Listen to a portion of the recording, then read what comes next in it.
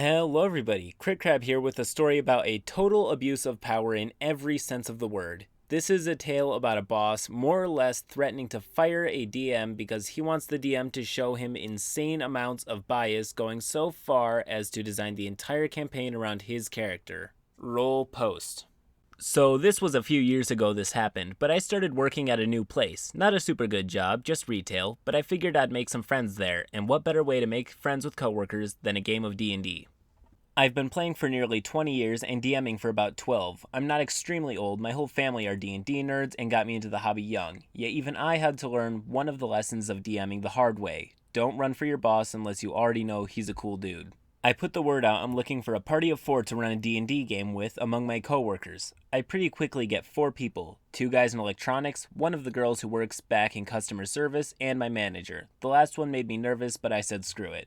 Now, for context about the rest of this story, I can't tell you exactly where I worked for fear of somebody actually discovering who I am, but let's say it's a popular chain which has notoriously horrible treatment of its employees.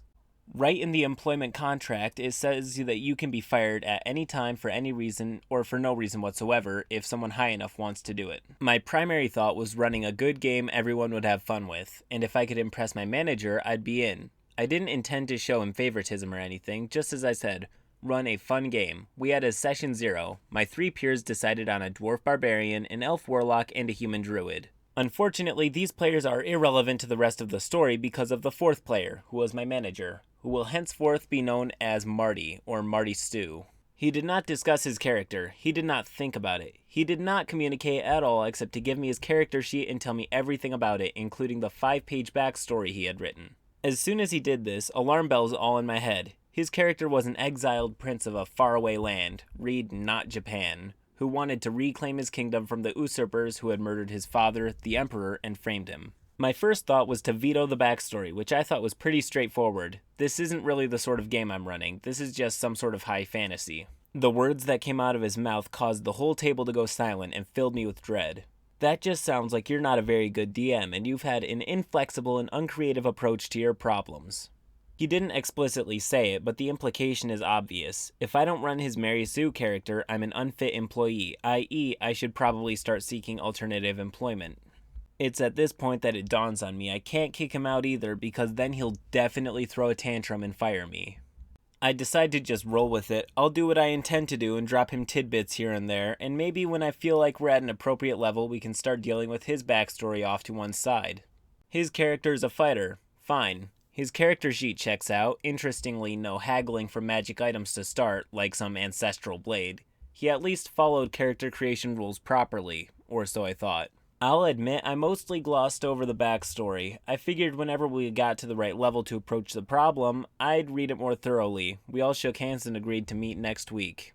What proceeded was a rather uneventful session. 1. Goblins were killed, caravan was saved. Marty's character was admittedly very well played. He played the Dishonored Prince thing very well, and everyone seemed to enjoy it. I thought, okay, maybe this won't be so bad. I can work with this. I was wrong. After what I thought was a pretty good session 1, he stuck around after everyone had left to ask me when we were going to start looking for a way back to not Japan. I told him we'd do some low-level stuff right now and start on that when I felt like the party was strong enough. He had some notes on that. Apparently, his Dishonored Prince character is above things like killing goblins and talking to peasants and would want to get home as fast as possible. I refrained from reminding him that a noble forced to rock bottom and forced to connect with the kinds of people who serve him and help them with their problems should be an enlightening experience for such a character. Since I knew that would go poorly, I also refrained from telling him that at level 1, he would be pretty easy prey for the people that he was running from in the first place. It was dawning on me that my campaign was simply a vehicle for his story, and that he wanted to steer the game over to not Japan as fast as he could so the entire story could take place there. Session 2 rolls around, and we keep going. The longer we go without a dock, a ship, or some way to get to not Japan, I can feel his frustration grow. Finally, the characters help a town that gets attacked by what is supposed to be the big bad evil guy.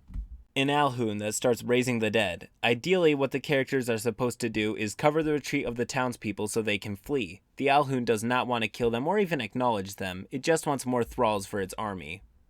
The players are supposed to kill some of the undead chasing them until they are all out, and then they themselves flee once the Alhoun notices the players are killing its servants. Instead, Marty calls the Alhoun out and challenges it to an honorable duel. I'm heckin' sweating.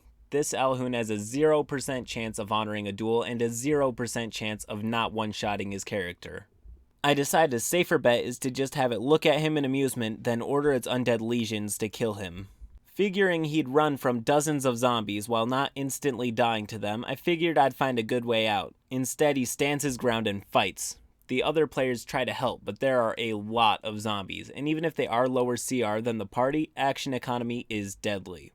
His character goes down pretty much immediately, and the other players opt to drag him out of the fray. I have the Alhoun laugh at them and allow them to leave. Their shenanigans entertained him, and the 3 sane members decide discretion is the better part of valor. Marty is just glaring across the table. I realize I've made a huge error here, and there was literally no way for the encounter to not have been lethal if the Alhoun had actually decided to duel him. He actually does concede this point when I tell him I did it to spare his character, as an Alhoun is several orders of magnitude stronger than the entire party combined. But he notifies me he is still very disappointed with my performance, and he expects that I'll drop him a hook soon. At this stage, I'm pretty depressed. My campaign, while not ingenious or overly original, will never see completion. My game is now about Marty and not Japan, and the longer I go without taking them to not Japan, the more and more frustrated he is going to get. On the bright side, that event took them to level 2. End post. Well, people, if you think your boss sucks, just remember that someone out there is gonna lose his job if he doesn't cater to this guy's whims. Anyways, huge thank you to all of you for 250 subscribers. This is absolutely massive, and we'll be doing a dice giveaway at 500 subs. More info on the giveaway will be coming up as we get closer to 500. Also, myself and many others have wanted me to do a video based on a bunch of the stories I've been receiving over Discord, and I absolutely will as soon as I get enough stories to speak of. So if you have a story to share, please do pop it in the Discord, as I am really amped to make this video. So let's get that ball rolling. On top of all that, once again, huge thanks for 250 subs. We're 1/4 of the way to monetization town, and I couldn't be more excited. So if you haven't already, please do subscribe and leave me a like. If you have already done both of those, then high key, you're an absolute freaking legend. And with that, I will see you guys next time.